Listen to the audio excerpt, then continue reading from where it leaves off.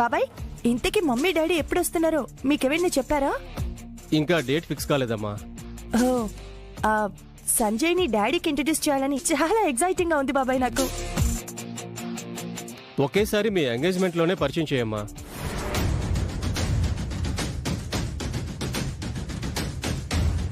ఏంటి బాబు, ఏం ఆలోచిస్తున్నారు? అదృష్టం పడిసం పట్టినట్టు పట్టేసరికి ఆనందంతో తబ్బి ఉబ్బైపోతున్నాడు. నోటి వెంట మాట రావట్లేదు సార్. అవునా? ఇదేం చూసారు బాబు, మీ ఎంగేజ్మెంట్ మన స్టేట్ లోనే ఎవరూ చేయనంత గ్రాండ్ గా చేస్తాం.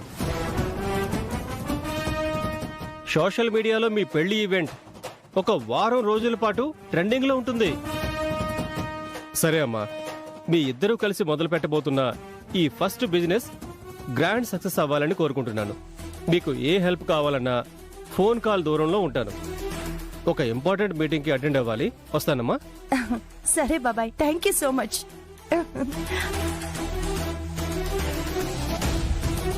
Okay young man, congratulations, all the best.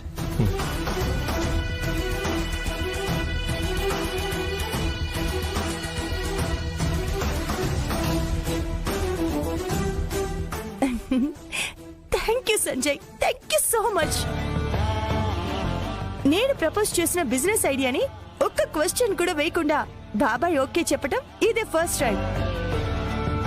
This credit goes to you only. And you know what, మనం స్టార్ట్ చేయబోయే ఈ కొత్త బిజినెస్ కి నువ్వే ఎండివి.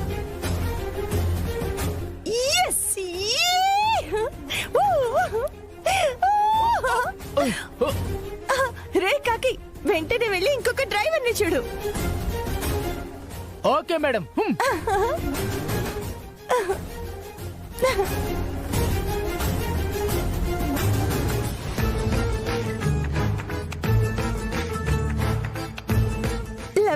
Love you so much Sanjay. I love you so much. మన బిజినెస్ లాగే మన లైఫ్ కూడా సూపర్ సక్సెస్ అవుతుంది. నాకు ఎలాంటి వాడు రావాలని కోరుకున్నానో అంతకంటే గొప్పవాడు దొరికాడు. ఈ మయూరి మనసు పడిన దాన్ని మిస్ అయిన చరిత్రే లేదు. నువ్వు ఫిక్స్ అయిపో సంజయ్. నా నుండి నిన్ను ఎవ్వరూ దూరం చేయలేరు.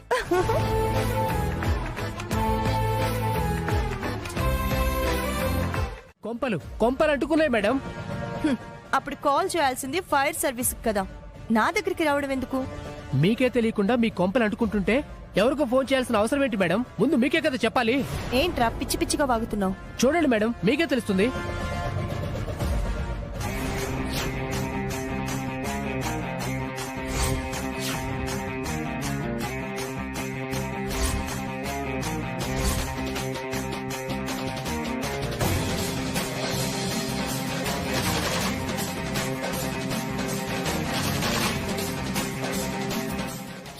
ఏంట్రా ఇది?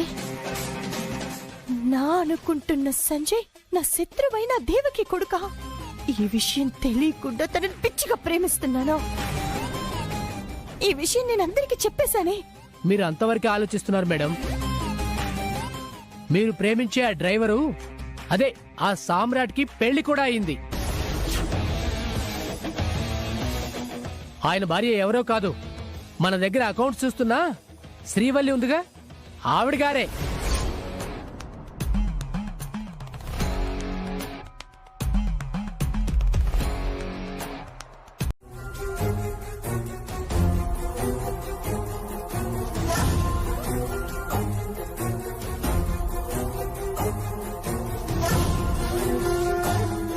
You cheaters!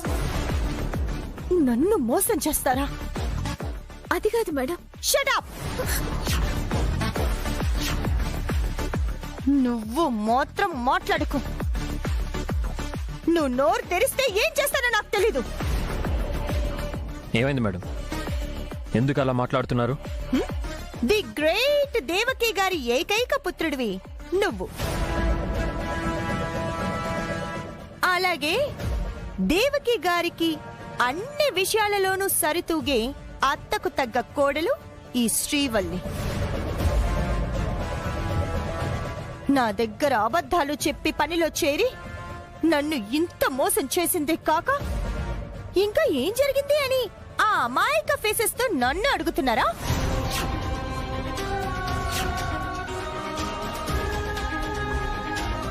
మేము మిమ్మల్ని ఏం మోసం చేయలేదు మేడం.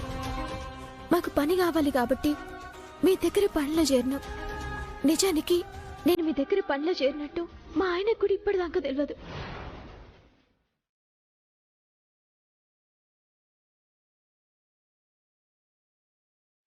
ఏంటి శ్రీవల్లి, నువ్వు కూడా మేడం దగ్గర పనిలో చేరావా?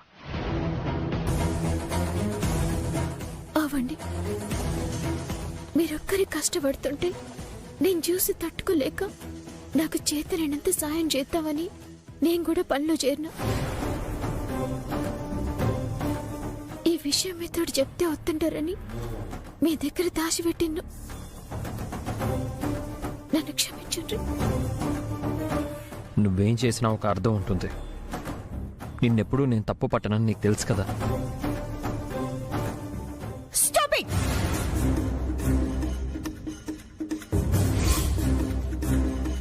ఇప్పుడు టాపిక్ మీ అభిమానాలు ఆప్యాయతలు కాదు, నాకు జరిగిన అవమానం. మీరిద్దరు భార్యాభర్తలను తెలియక నిన్ను ప్రేమిస్తున్నానన్న విషయం నీకన్నా ముందు తనకే చెప్పాను. నీతో పెళ్ళన్న సంతోషం తనతోనే పంచుకున్నాను. అయినా కూడా తనకేమి తెలియనట్టు నటించిందంటే మీ భార్యాభర్తలిద్దరూ కలిసి నన్ను మోసం చేయాలనుకున్నారు కదా. మిమ్మల్ని మోసం చేయాల్సిన అవసరం నాకు గాని నా భార్యకు గాని ఏమాత్రం లేదు మేడం. ఉన్న ఆస్తినే వదులుకొని వచ్చిన వాళ్ళు మీ ఆస్తి కోసం ఎందుకు ఆశపడతాం?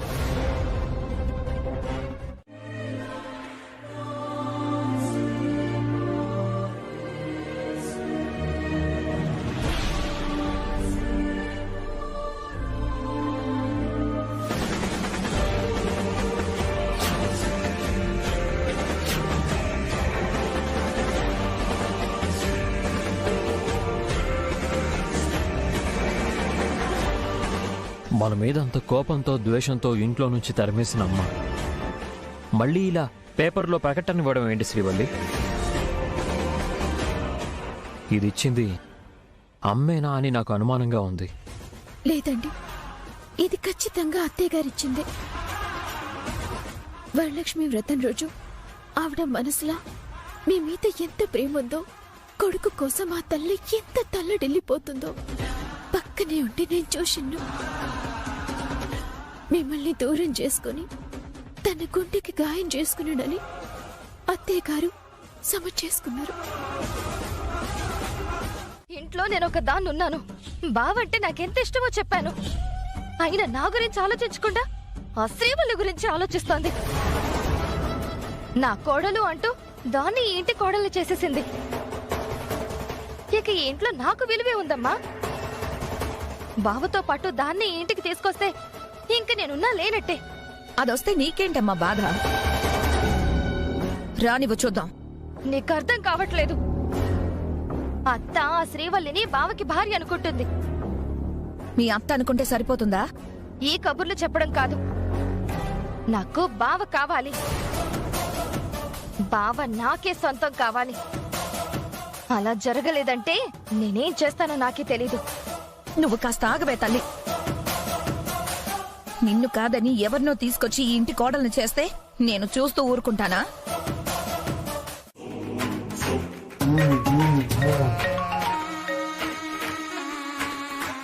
చెప్పండి మేడం. హలో, నీ అవసరం వచ్చిందిరా. ఎవరిని చంపాలి మేడం?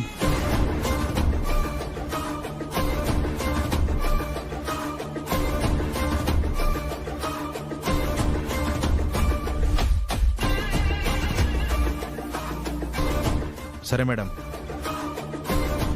మీరు ఫోటో పంపించండి, మిగిలింది నేను చూసుకుంటాను. ఇప్పుడే పంపిస్తాను. Okay madam.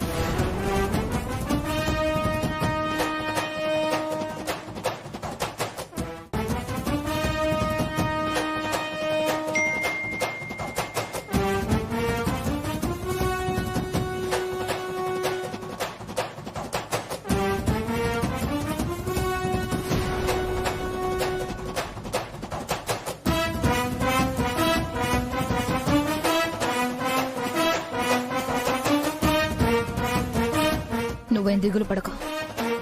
నీకు అడ్డుగా ఉన్నది అడ్రస్ లేకుండా పోతుంది. ఈరోజు దాని చావు తప్పదు. అది చచ్చిందంటే ఇంక నీకెదురే ఉండదు కదా. నువ్వు అలా ఉండకే తల్లి, నేను చూడలేకపోతున్నాను. రేయ్ అదుగోరా.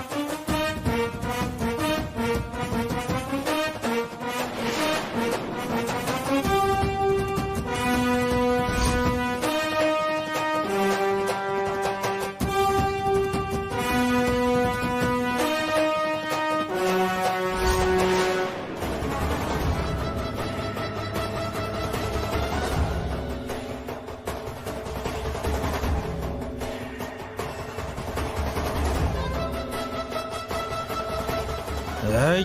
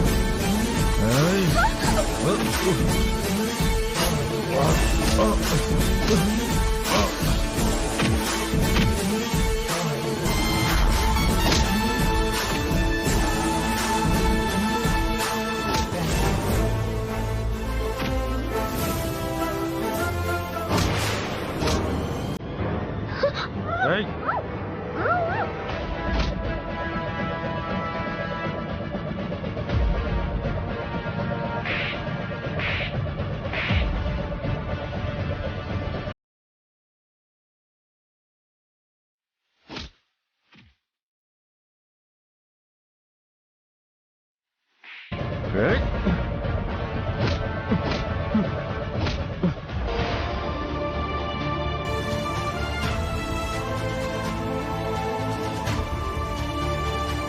శ్రీవల్లి, శ్రీవల్లి, శ్రీవల్లి.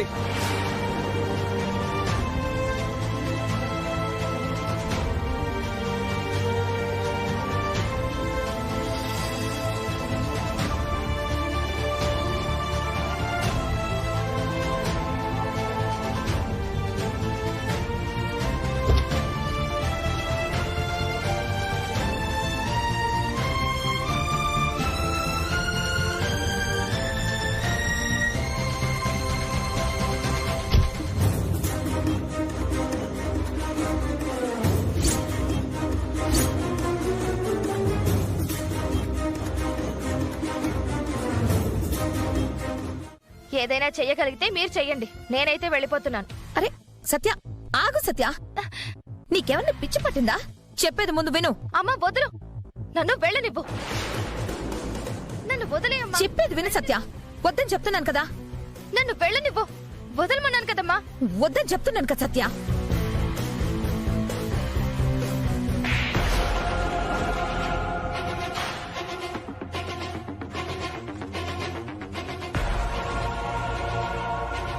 ఏంటి, బ్యాగ్ సర్దుకొని వెళ్ళిపోతే ఏం చేస్తావు?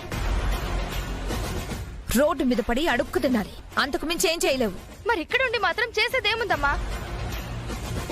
బావని శ్రీవల్లిని చూసి బాధపడ్డం తప్ప. మనం ఇప్పుడు బాధపడినా కూడా వాళ్ళు ఎప్పటికీ బాధపడేలా చేయాలి. అంతేకాని నువ్వేంటే పిచ్చిదాన్లా ఇల్లు వదిలేసి వెళ్ళిపోతానంటావు? అమ్మా, నేను బావని పిచ్చిగా ప్రేమించాను. బావే నా ప్రపంచం అనుకున్నాను. కానీ బావ జీవితంలో నుండి ఆ శ్రీవల్లి వెళ్ళదని అర్థమైపోయింది. చూసావు కదా అత్తయ్య ఎలా వార్నింగ్ ఇచ్చిందో. అత్తయ్య వత్తాసు కూడా పలుకుతుంది.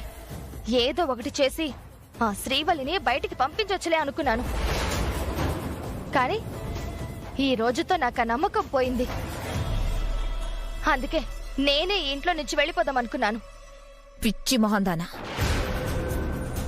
మనం ఇల్లు వదిలి వెళ్లాల్సిన అవసరం వస్తే దాన్ని శ్మశానానికి పంపిస్తాను గాని ఈ ఆస్తి వదిలి మనం కదిలే ప్రసక్తే లేదు.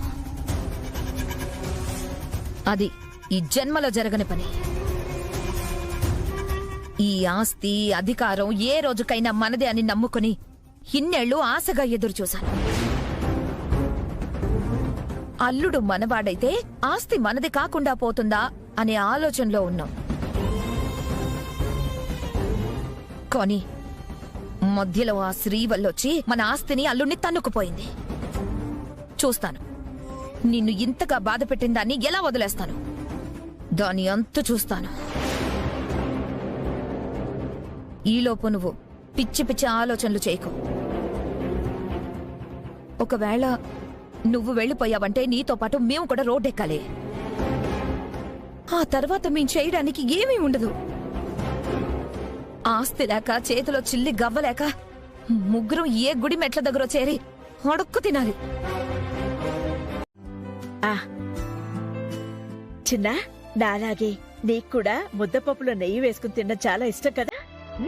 ఇదిగో నీకోసం చేశాను.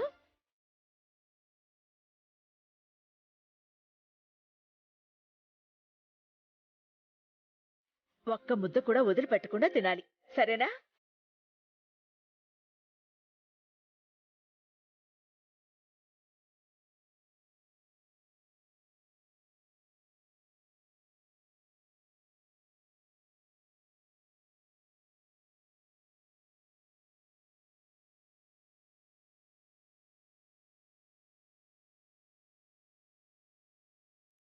శ్రీవల్లి, నువ్వు ఈ గుమ్మడికాయ కూర తిన్నావంటే పనసకాయలాంటి పండంటి బిడ్డ పుడతాడు. నీకోసమే చేశానమ్మా, మొత్తం నువ్వే తినాలి.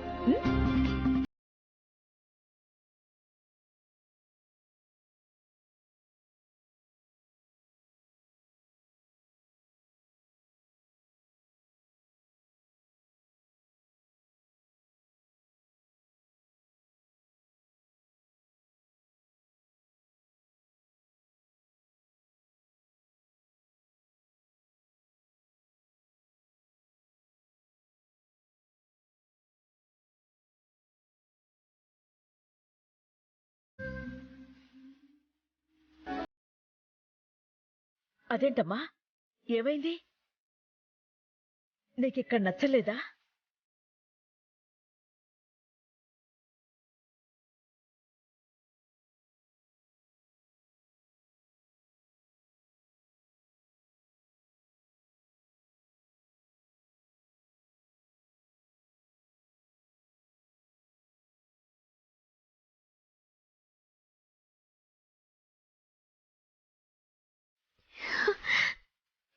శ్రీవల్లి, ఏమైందమ్మా?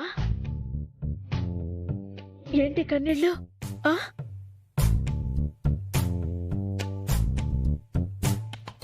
పచ్చని చిలుకలు తోడుంటే, పాడే కోయిల వింటుంటే, భూలోకమే ఆనందానికి లోకంలో కన్నీరింక చెల్లు. పచ్చని చిలుకలు తోడుంటే, పాడే కోయిల వింటుంటే, భూలోకమే ఆనందానికి లోకంలో కన్నీరింక చెల్లు. చిన్న చిన్న కూటిలోనే స్వర్గముందిలే, అరే చిన్ని చిన్ని గుండెల్లో నా ప్రేమ ఇంకిపోదులే. కన్నీళ్లు కాదత్తయ్య, ఆనంద బాష్పాలు. కళ్ళ కూడా ఊహించినటువంటి ఆనందం కళ్ళ మొక్కటి కనబడేసరికి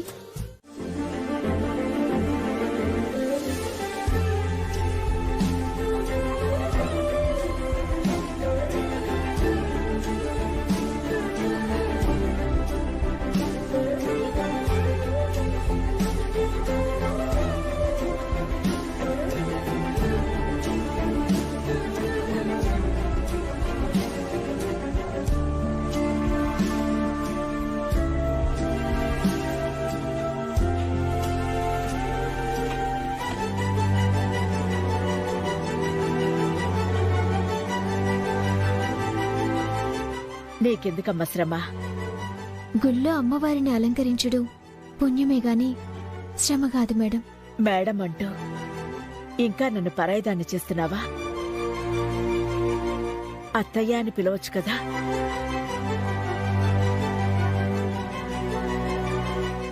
అట్నే అత్తయ్య.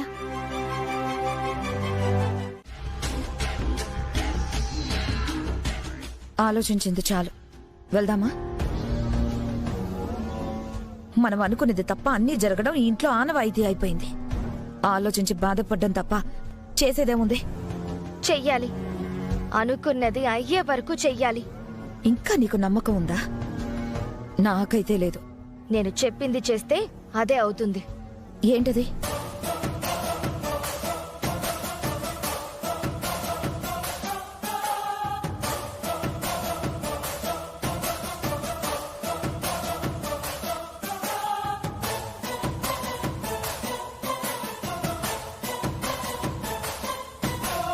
నువ్వు నాన్న ఆస్తి కావాలి అనుకున్నారు, నేను మాత్రం బావ నావాడైతే చాలనుకున్నాను. అదృష్టం ఆమెడు దూరం నుంచి అట్నుంచి అటే పోతుంటే నువ్వు అనుకున్నదైనా మేమనుకున్నదైనా ఎలా జరుగుతుంది? చెప్పింది చెప్పినట్టు చెయ్యమ్మా. ఎలా జరగదో నేను చూస్తాను. సామ్రాట్ గురించి నువ్వు మరీ ఎక్కువ ఆలోచిస్తున్నావేమో. మనసులో ఇష్టం అనేది పుట్టాక మనం చచ్చే వరకు అది చావదు. నాకు బావ కావాలి. తన కోసం చావనైనా చస్తాను, కానీ ఎవ్వరి కోసమో బావని వదులుకోను. ఈ రోజు గుళ్ళో బావ నా మెళ్ళో తాళి కడతాడు, కట్టేలా చేస్తాను. ఆ నమ్మకం నాకుంది. కాకపోతే ఒక్కటి, బావ నా మెళ్ళో తాళి కట్టే వరకు శ్రీవల్ని ఆ చుట్టుపక్కల కనిపించకుండా నువ్వే చూసుకోవాలి. సరే, కాని నువ్వు అనుకున్నది జరిగిన ఆస్తి మనదేగా. మా వల్ల కానిది నీ వల్ల అవుతుంది. సరే, నువ్వు చెప్పినట్టే చేద్దాం. ఈ రోజు బావ నా మెళ్ళో తాళి కడతాడు, అది ఫిక్స్.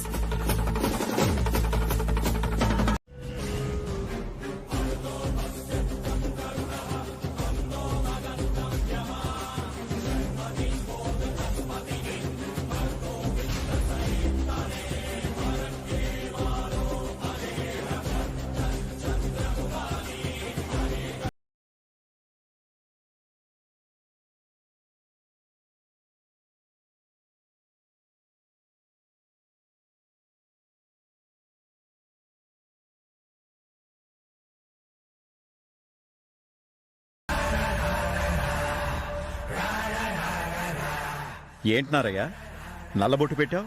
లోపల పూజ చేస్తున్నానయ్యా. పూజ చేస్తున్నానని తెలియడానికి అలా బొట్టు పెట్టుకున్నావా? చిన్న, మీరు వెళ్ళి ఫ్రెష్ అవ్వండి. అలాగేనమ్మా. కానీ ఊర్లోకి రాగానే ఎందుకో చాలా ప్రశాంతంగా ఉంది అనిపిస్తుంది.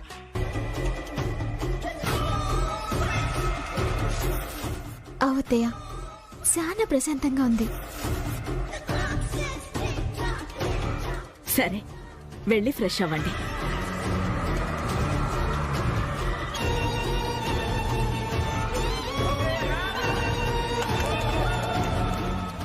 కార్లో లగేజ్ ఉంది, తీసుకొచ్చేసి.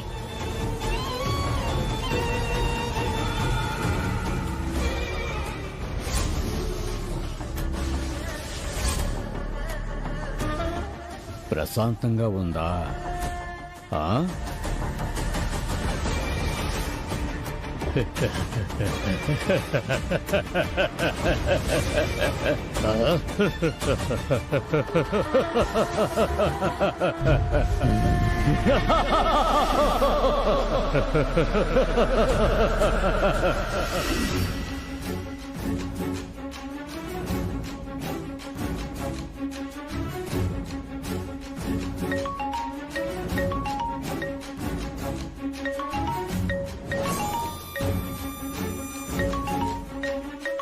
మీ మావయ్య గారు. ఆయన ఎందుకు చేశాడు? మాట్లాడు. హలో అన్నయ్య, చెప్పండి. బావకు కాల్ చేస్తే కలవట్లేదు, ఏమైందమ్మా?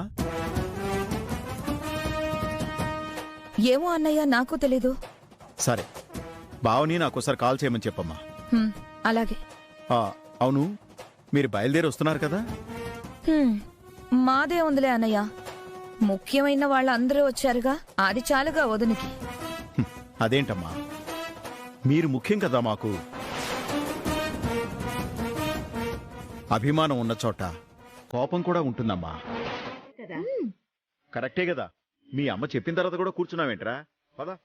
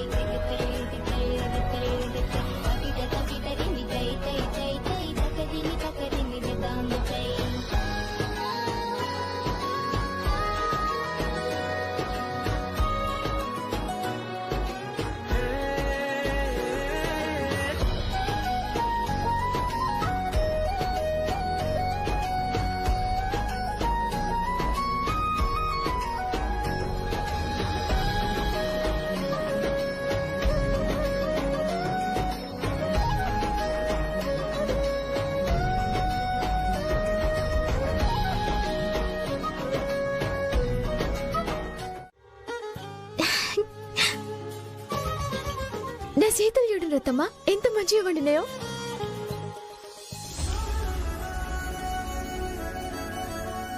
నీ అరచేతుల్లో గోరింటాకు నవ్వినట్టు అందంగా ఉంది. మా అత్తమ్మ పెట్టింది కాబట్టి ఇంత మంచిగా వండింది. అందులో నా గొప్పతనమేముంది? మా వాడి మంచితనం అది. ఆయన మంచితనం ఏంది? మందారంలా పూస్తే మంచి మొగుడొస్తాడు అంటారు కదా. చిన్న మంచివాడు కాబట్టి నీ చెయ్యి మందారంలా పండుంటుంది. అందుకే అలా అన్నాను. ఆయన మంచితనమే కాదు, మీ గొప్పతనం కూడా ఉంది. నీ చేతులు పండడంలో నా గొప్పతనమే ఉందమ్మా. ఆయన మీ బిడ్డ కదా, ఆయనకి మంచితనం మీ రక్తంలోకించొచ్చిందే కదా. గప్పుడు గది మా అత్తమ్మ గొప్పతనమే కదా. అబ్బో, నా కోడలు చాలా తెలియగలది. వెళ్ళి చిన్నాకి పండిన నీ చేతులు చూపించు. గట్ని వెళ్ళు.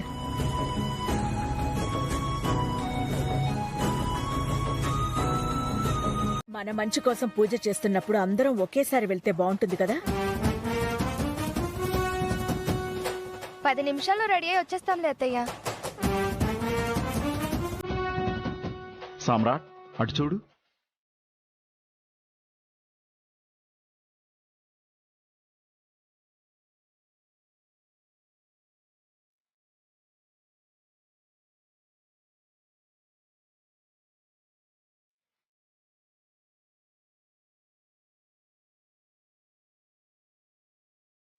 లక్ష్మీదేవిలా ఎంత చక్కగా ఉందో. నా దిష్టే తగిలేలా ఉంది.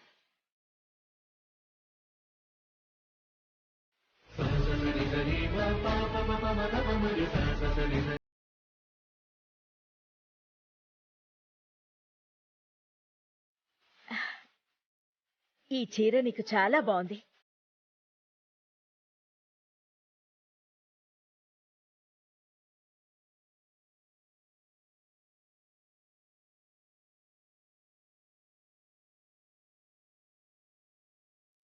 అవును, నగలెక్కడా?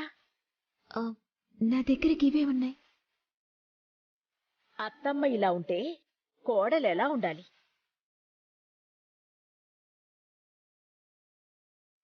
మీ లెక్క నేను ఎప్పటికుండలేను. నీకేంటమ్మా, బంగారం బొమ్మలా ఉంటావు. మీరు బంగారం లెక్కుంటారు. బంగారం ముందు బంగారు బొమ్మ ఏం చేస్తుంది?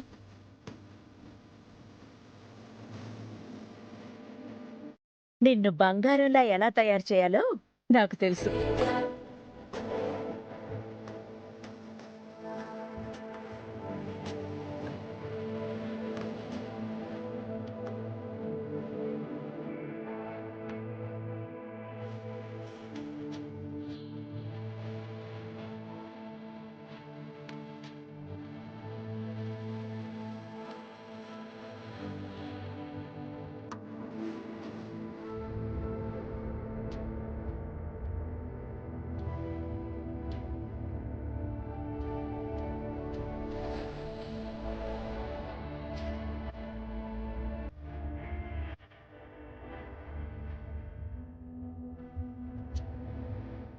చిన్న నీ చేత్తో ఈ గాజులు తొడుగమ్మా.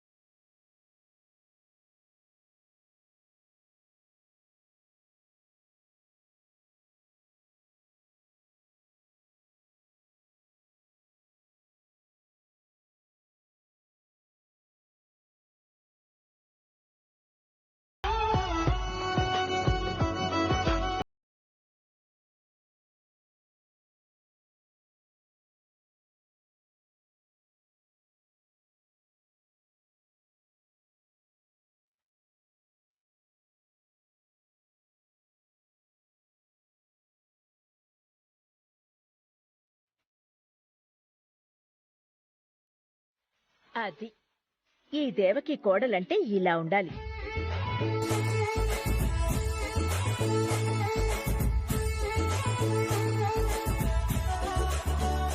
సరే, టైం అవుతోంది, బయలుదేరదాం పదండి.